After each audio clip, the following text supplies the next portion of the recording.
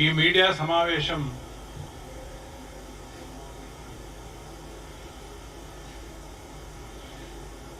జరపడానికి ప్రధాన కారణం గత వారం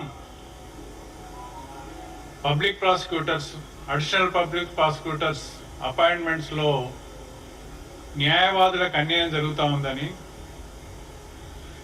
సిఆర్పిసి 24 సెక్షన్కి విరుద్ధంగా న్యాయవాదుల రిక్రూట్మెంట్ ఆపి పోలీస్ ప్రాసిక్యూటింగ్ ఆఫీసర్ క్యాడర్ పోస్టుల నుంచి ప్రమోషన్ ద్వారా సెషన్స్ కోర్టులలో పీపీ, అడిషనల్ పీపీ పోస్టులను నియమించడానికి ప్రస్తుతం కొనసాగుతున్న director of prosecution Shrimati G Vijayalakshmi గారి వైజయంతి గారి విషయంలో గత వారం మేము ప్రెస్ కాన్ఫరెన్స్ కూడా పెట్టడం జరిగింది. ప్రభుత్వానికి రిప్రజెంటేషన్స్ కూడా సబ్మిట్ చేయడం జరిగింది.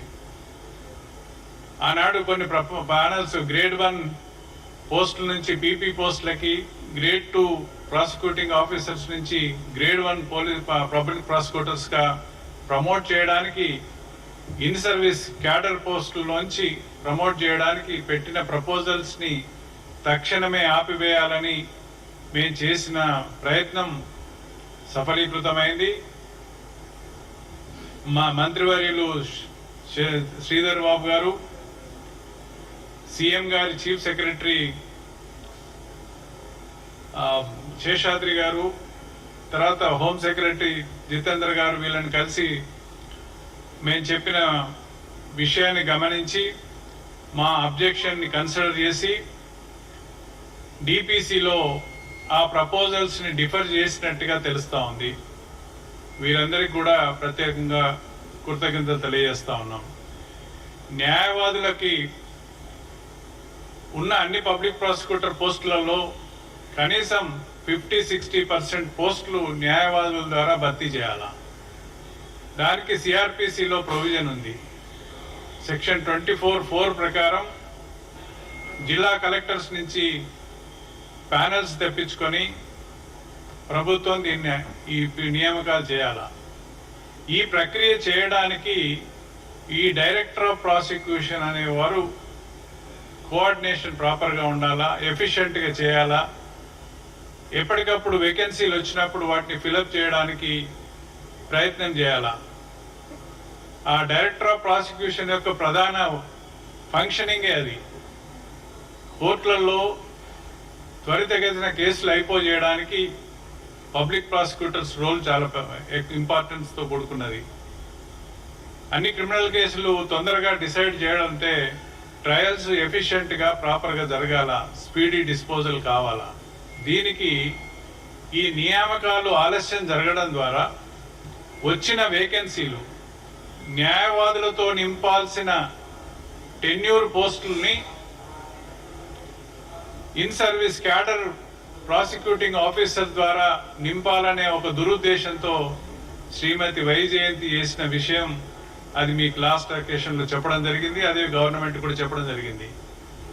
మేము గత ప్రెస్ కాన్ఫరెన్స్లో చెప్పిన తర్వాత మాకు ఈ మధ్య కాలంలో జిల్లాల నుంచి అనేక ఫోన్లు రావడం, చాలామంది పబ్లిక్ ప్రాసిక్యూటర్స్ పనిచేస్తున్న వాళ్ళు, ఇన్ సర్వీస్ వాళ్ళైనా టెన్యూర్ పోస్టులైనా వీళ్ళందరూ కూడా ఫోన్లు చేసి ఇప్పుడున్న డైరెక్టర్ ఆఫ్ ప్రాసిక్యూషన్ శ్రీమతి వైజయంతి యొక్క అరాచకాలు, అవినీతి ఆరోపణలు అనేకం మా దృష్టికి వచ్చినాయి. ఆమె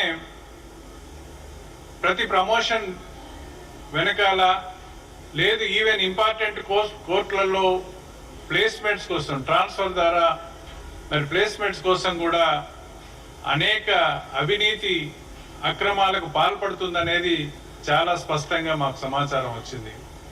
ఇదే కాకుండా ఆమె ఇల్లీగల్గా ఏది డిమాండ్ చేసినా వాటిని పబ్లిక్ ప్రాసిక్యూటర్స్ ఒబిలైజ్ చేయకపోతే ఆ ఒబిలైజ్ చేయని వారిని హరాస్ చేయడం, వాళ్ళ ఉద్యోగాల్ని ఇల్లీగల్గా ట్రాన్స్ఫర్ చేయడం, మారుమూల ప్రాంతాలకు తీసి విసిరి కొట్టడం, ఈ రకమైన అనేక ఆరోపణలు వచ్చాయి. ఈమె అక్రమాల్ని హరాస్మెంట్ని భరించలేక కొంతమంది పబ్లిక్ ప్రాసిక్యూటర్స్ కూడా మరి ఉద్యోగం వదిలిపోవడం, కొంతమంది అయితే ఆ టెన్షన్ భరించలేక అనారోగ్యంతో చనిపోయిన ఘటనలు కూడా మా నోటీస్కి వచ్చాయి.